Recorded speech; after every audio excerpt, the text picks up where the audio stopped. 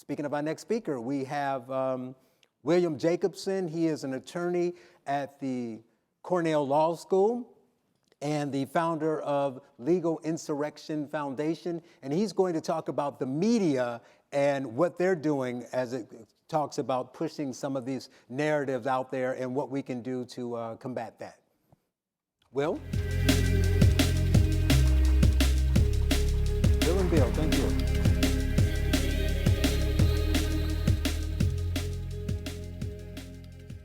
Can everybody hear me? Good. Now the microphone's on. Thank you for that. And Wilfred's a very hard act to follow. He covered so many points that got me rethinking what I'm going to talk about today.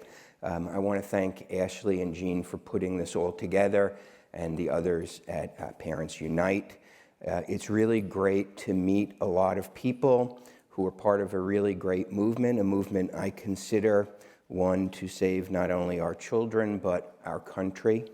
What we are seeing happen in the schools, and it's been a generation in coming, is a movement to really tear down our society, to set people against each other, and race is the mechanism that is being used. It is the tool to split people apart. It's really great to see so many of the people that at Legal Insurrection and criticalrace.org that we've worked with have either been on our panels or we've interacted with, including Wilfred and Ian and Paul and Erica and Kenny and so many different people here. And going through the list of the very impressive list of speakers, I was really taken by how broad-based this movement is that we have and how young it is. I looked through the list and I got a little panicked because I realized I think I'm the oldest speaker here today. But that's good. We need younger people. And it really is a younger person's, and I don't mean 18-year-old, I mean, but younger person's movement. It's a parents' movement. It's a movement of parents who really became awakened, not awakened to something that has been happening for a generation. I think the trajectory that I had is very reflective of what has gone wrong in the education system.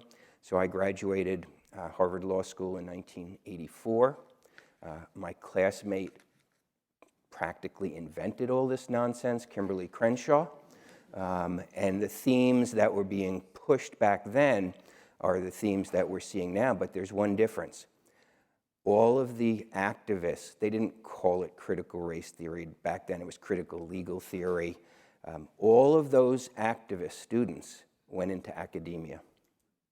And they very smartly identified the way to undermine our society.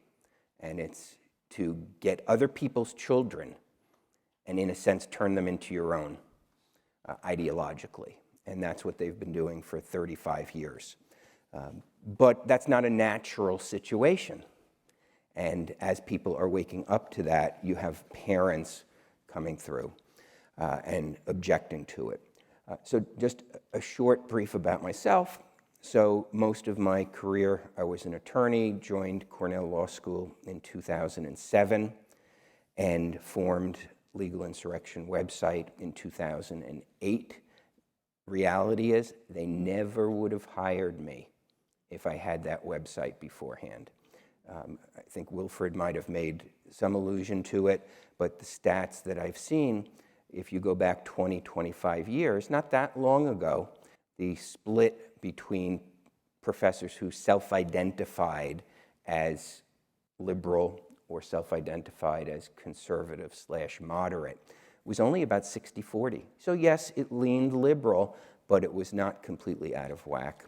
If you take that same survey now, you find it something like 28-1. And if you look at the youngest cohort of hires at the university level, people who are maybe not yet tenured, who have only been there 5 to 10 years, it's something like 40-1 in terms of self-identification. So at least that's higher education. And of course, higher education ultimately feeds K through 12. So we formed Legal Insurrection. We rolled out last February, criticalrace.org, which is a website devoted, and I'll talk a little bit more about that, devoted to documenting initially the spread of critical race training. So we have a little bit broader scope than the theory of critical race theory throughout higher education. We now have over 400 colleges and universities documented. We have an interactive database, and we're increasingly focused on K through 12 because when we rolled that out, and we got 1 million views in one day when we rolled that website out, the biggest question we got from our tip line was, when are you going to do K through 12? K through 12 is really where the battle is now. Higher ed is more or less lost. We are trying to save the survivors. Okay, in higher ed, the leftists are scouring the landscape for survivors, and that's why you hear about cancel culture.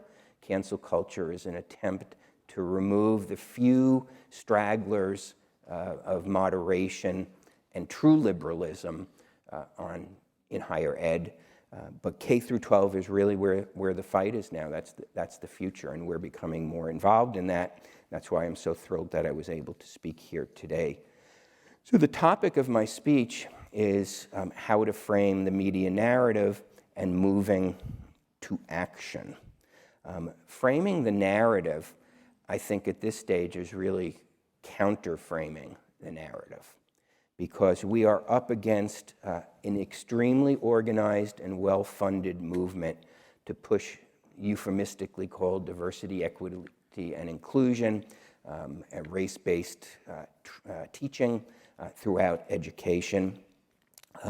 And when I say counter-messaging, because look at how good they are. Look at the terms they come up with. Anti-racism. I mean, that is, in my mind, the greatest linguistic sleight of hand that we have seen in our lifetime. Because as we all know, when you get into it, what they call anti-racism is not against racism, it actually is furthering racism.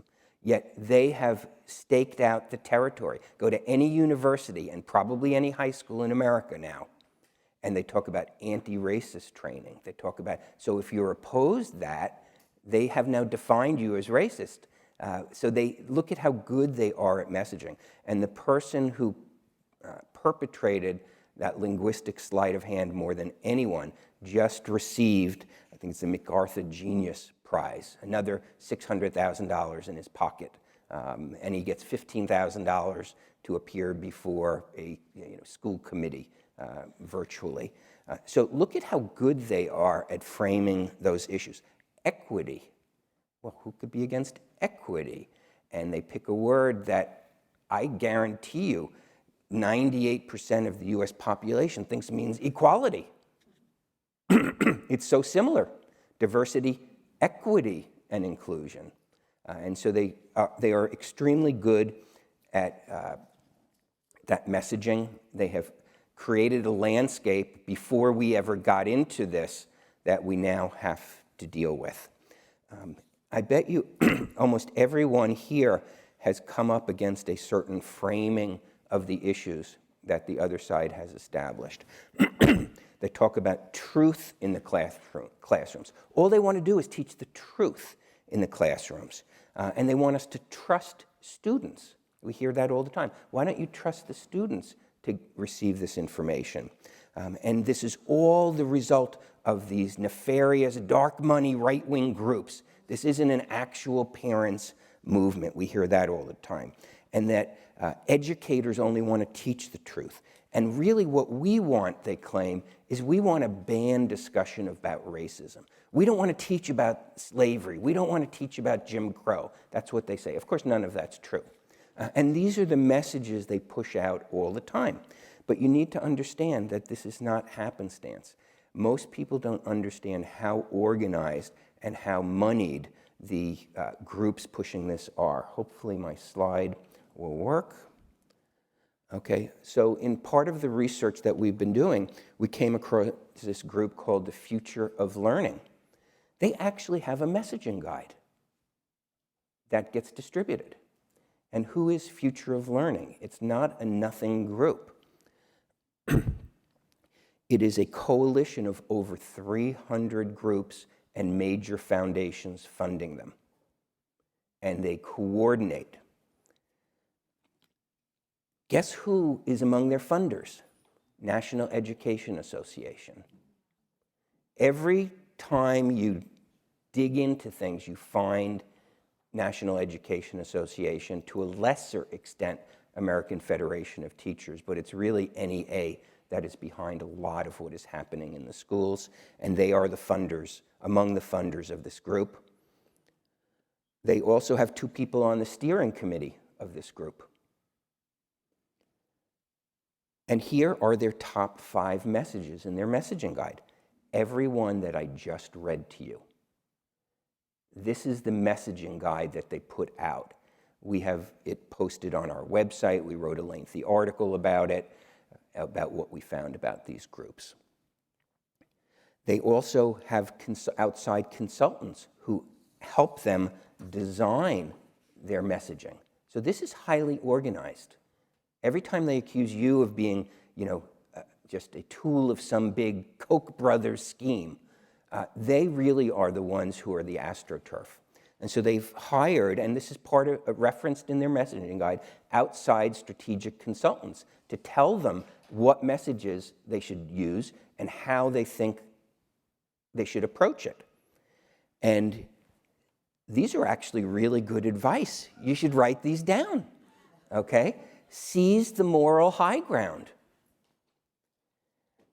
Ascribe motivations to the opposition. Don't volunteer the term critical race theory. They know that that term has become toxic, so they play games. 1, they don't use it.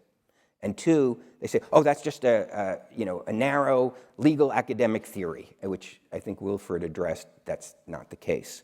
And when asked about it, define it on their terms as just honesty. So the point of this is that we are up against a very organized, very well-funded groups who want to reframe the issue. And they want to reframe the issue away from patriotism. They want to reframe it away from colorblindness and race neutrality and American exceptionalism and individualism and capitalism.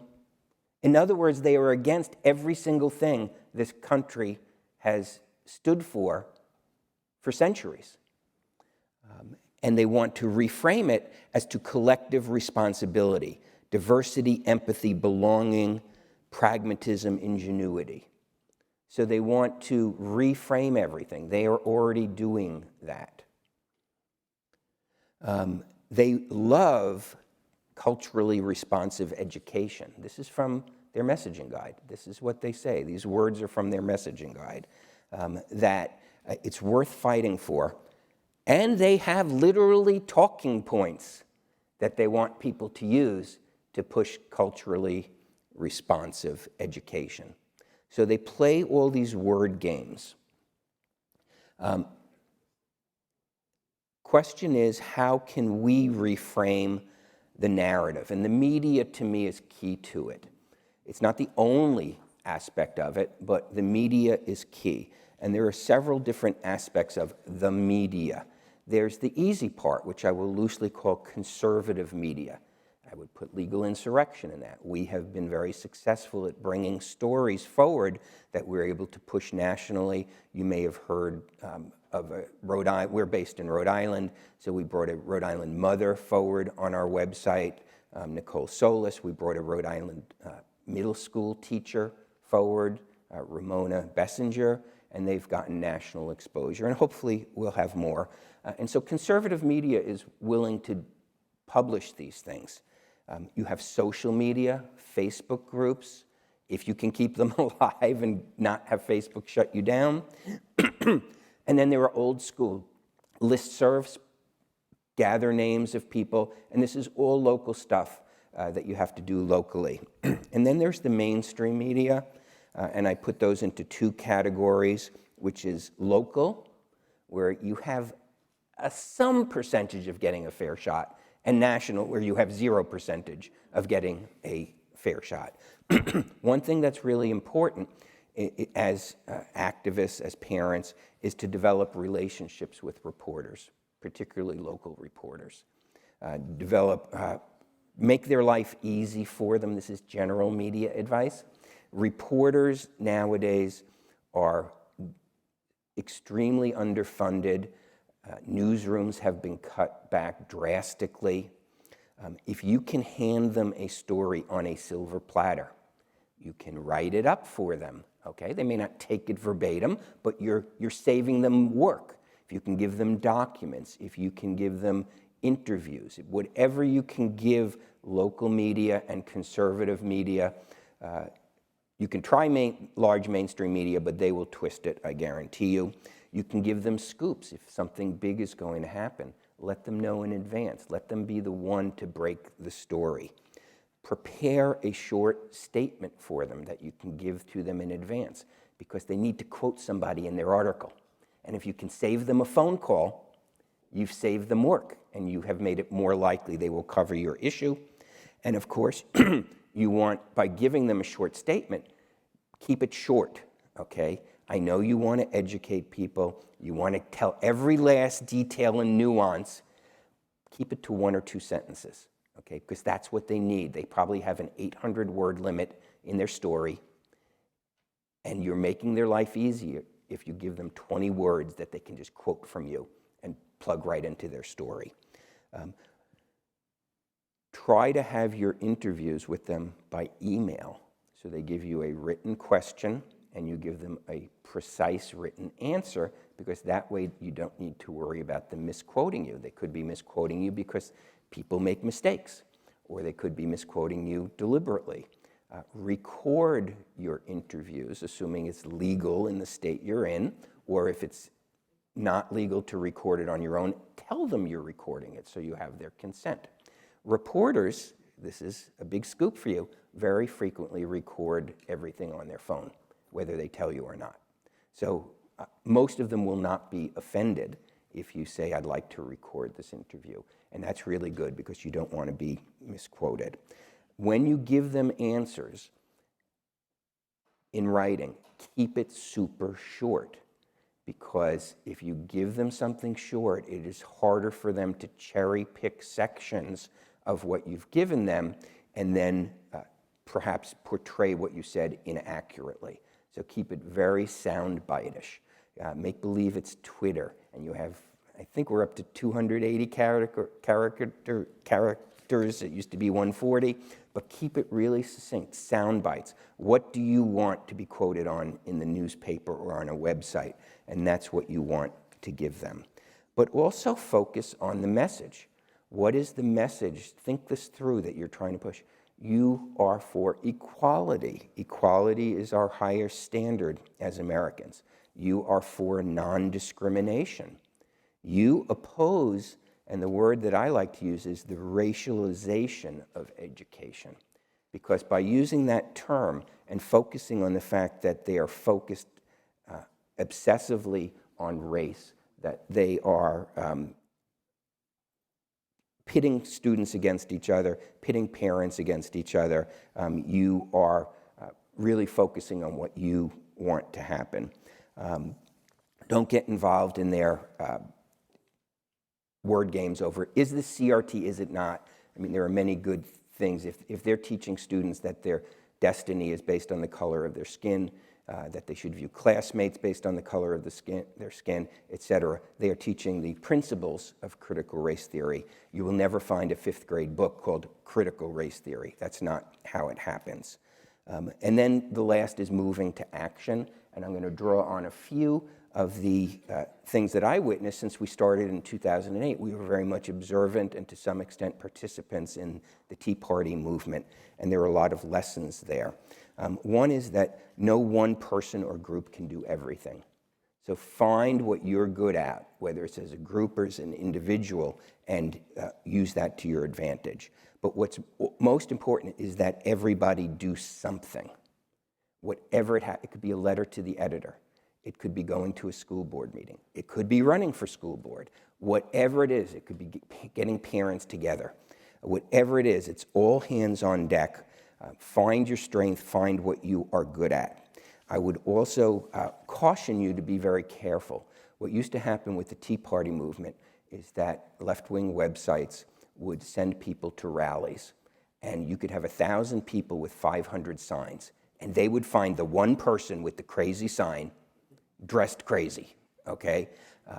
And sometimes they sent those people to them. We were able to document back in 2009, 2010, that various left-wing groups would send people to Tea Party rallies, would shout racist things. There were plants, and then they would, of course, have a videographer there. Look at who's at this rally. So you have to self-police. If you have a Facebook group and you see somebody talking trash and talking nonsense, kick them out, okay? Because there's a better than 50% chance that they are a plant there, because that way they can go and they can screenshot your Facebook group, and then they use that against you. So you also have to self-police. In terms of us, and I don't know how much time I have left, but our strength is research. There are many people who do things that wouldn't just fit our personality. We're, not really an entity that's equipped to deal with lawsuits, for example. We do have lawyers on staff, but we're not a public interest law firm. We can't bring lawsuits. We can connect people to people who bring lawsuits, but that's not our strength, so we're not going to try to be something that we're not. We also are not really equipped to deal with a lot of the sort of leaks of documents that other individuals and groups have been very successful at getting media attention on and highlighting the issue here. And I know that, Parents Defending Education and Erica Sanzi, who's here, they've been really good at getting those sort of leaks. And obviously Chris Rufo, and there are other national personalities. But that's not us. That's not our personality. That's not what we would be good at. So we don't try to do that. What we are good at is deep research, and we have done that at Legal Insurrection through the website criticalrace.org. We've created an interactive map, which you can click on your state, and then you have a drop-down menu of the schools we've covered. We haven't covered every, but we're up over 400 now, and we have researchers who gather up publicly available information about what's happening in higher ed. We don't have a map yet for K through 12, but we do have a lot of resources for K through 12 on the website, and I'm just going to tease you a little bit.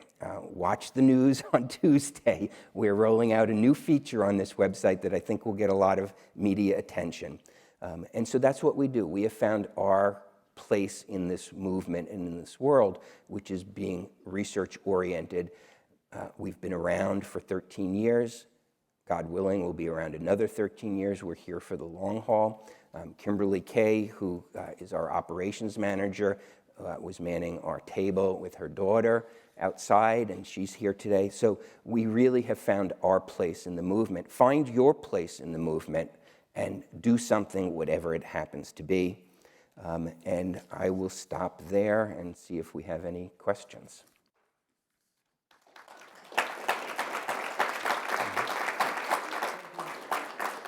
Thank you, Bill. Let's see if anything comes up. I got to ask you a question, though, before you go. Okay. I like the part that you mentioned about the CRT. I think it's important, both because we can't solve this from a political standpoint, but also that they're kind of tricky in their wording, so they don't call it. So whatever Rufo and the others are doing to kind of fight back against that in legislators, it can help a little bit. But part of it is they'll just say, "Where are we saying that?" Right? Which is why I write a lot about the 1619 Project, because everybody saw this accelerate after George Floyd died, but at that point, 1619 was already in 4,500 schools. Yeah. So, you talk about the media. How can we get the media to frame, our approach and the problems that we have without putting that label on it? So, how would you label it then? Yeah, if you don't label it CRT. I agree. The labeling it as critical race theory, I think, is accurate, but it has enabled the other side to engage in an extended argument. If you recall from the Clinton days, of what the meaning of is, okay? So what is the meaning of critical race theory? And that's why I prefer the term racialization of education, right, because that's what it is, okay? They are focusing children on elevating race to the single determinative factor in their lives. And that pits children against each other, against their parents, against their school, against their society. Right. So, but it's tough because, yes, I do believe critical race theory was accurate. You need a term to refer to things.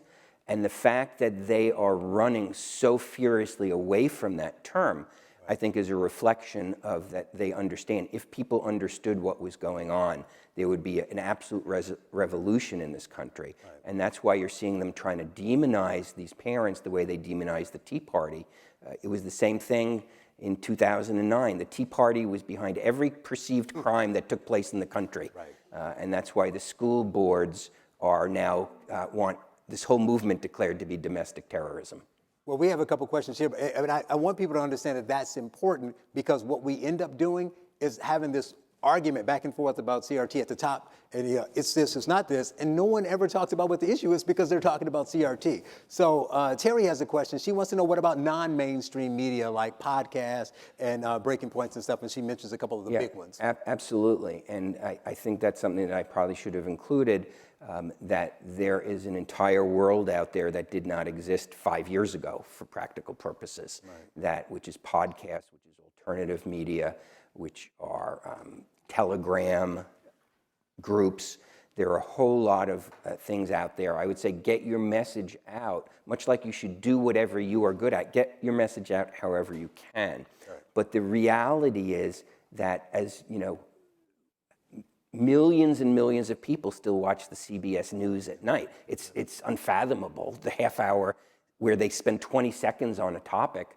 But that's how most people in the country still get their news. They still get it from AP articles that are reprinted in 1,000 newspapers across the country because it's easy. They don't have the reporters to do it themselves. So as much as detestable as the mainstream media has become, it is still something you've got to deal with. Right.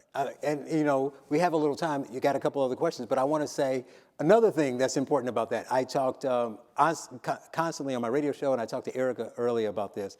And you talk about the mainstream media still having a pull, but it's beyond that. People are shocked by how many people still don't know that this is going on. I used to call it the Keeping Up with the Kardashian syndrome. I guess it's a different show now. I guess it'll be Housewives or something. But the average person has a life. They have kids. They have things they have to focus on, their jobs and all the COVID. So they're not focused on this, and they're shocked. You would be shocked. Those of us who are in this every day and paying attention to this and tweeting about it and doing shows will be shocked by how the average people just literally don't know this is going on at all. Like I talked to my brother about something, and he's like, what, they're doing what in schools? No idea. Now, he has grown kids, but that's the largest segment of the country. So we are talking to ourselves and maybe, you know, gaining ground every day, but we have to somehow reach this 200 million people who are blind to this. And, you know, we have to find some others. They mentioned some things like Rogan and Dark Horse. Somehow they forgot about Cut the Bull, but that's cool. Another question is from William H. on the live stream. Hello, William. He wants to know, do you think that most educators in K through 12, are they promoting DEI? And if they are, do they understand its Marxist foundations? I think most of them, you know, people do what they're required to do to keep their jobs. Yeah, and if your school district is requiring you to teach something, you're going to teach it. But we have also seen many examples, including the town in which legal insurrection is founded, Barrington, Rhode Island, uncovered by Parents Defending Education, of teachers who go rogue, teachers who go above and beyond, teachers who get their students to participate in political type of activity with regard to the subject matter. I was watching, there was a bill pending in Rhode Island, introduced in Rhode Island, to quote unquote ban certain concepts being taught. Now I'm against that sort of thing, and I think it was a poorly crafted bill, although I think the intentions were good behind it. And so they had an assembly hearing live, virtual, where people could call in and give comments. And I started to notice so many of the comments were coming from high school kids, and they were coming from high school kids in our town. And I'm saying, that's really odd. And then there was a high school teacher who commented. And then Parents Defending Education served a public records request, which is a great tool, and uncovered that the students were actually getting extra course credit for participating in this. Of course, the school said, well, we didn't tell them what to say. Well, your teacher has an opinion, and you're all calling in expressing the same opinion. So there are a lot of teachers who go rogue on this. That's not part of the curriculum at Barrington High School, but it's something that teachers did. So teachers are, the bulk of them are reacting to what there is required of them, but there are many who view activism as an integral part of what they do. And Lucy Veltri wants to know, do you publish a ranked list of colleges and how infiltrated they are to CRT? We don't. We didn't do the listicle because it's fairly hard to do that, because so much of what happens never has the name critical race theory on it. We are thinking about it, but we don't have 10 worst. I know that would be very good for internet traffic. People love 10 worst, okay, or 10 best. Right. And we haven't gone to that yet. Our database is neutral.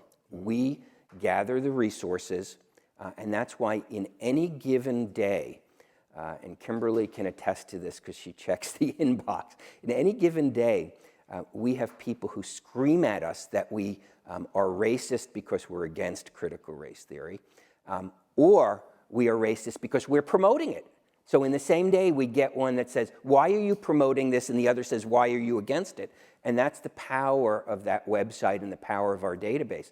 It is just the data. We go and we mine what the schools are telling themselves, because they love to brag about this stuff. There's no lack of information. It's not the same in K through 12. At the university level, the schools love to brag about what they're doing. So we just go out and we document it, and we link it, and we archive it in case they remove it. And so we have a neutral database, so we've decided not to rank. Okay.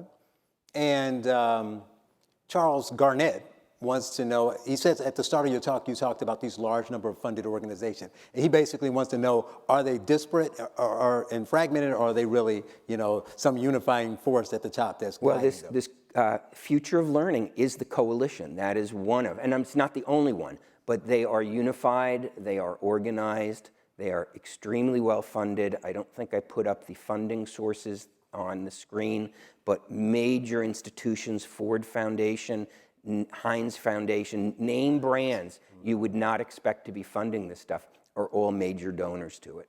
All right. And this last question is just right in my wheelhouse. I love it. Susie wants to talk about the ideological connection. And I talk about this a lot, how we're racializing everything, which you're pointing out. But it's kind of like a Trojan horse, at least in my opinion. I'm not putting this in Susie's words. But that they talk race because people get excited and passionate about it, but then they start talking gender all of a sudden, gender expression, and it becomes, asking teenagers what their sexual preference is and pushing this gender ideology, but they're telling you, no, it's about Black history, it's about true history. We want to talk about slavery, so what's your preferred pronoun? So they want to talk about how much of that you see in the curriculum. One phenomenon we have definitely seen, and that people have pointed out to us, is that the critical race curriculum seems to go hand in hand with the critical gender curriculum. And so we focus on the critical race aspect of it, but the two absolutely seem to go hand in hand from what we've observed. All right, that's Bill from the Legal Insurrection Foundation. Thanks a lot for your time. Take care.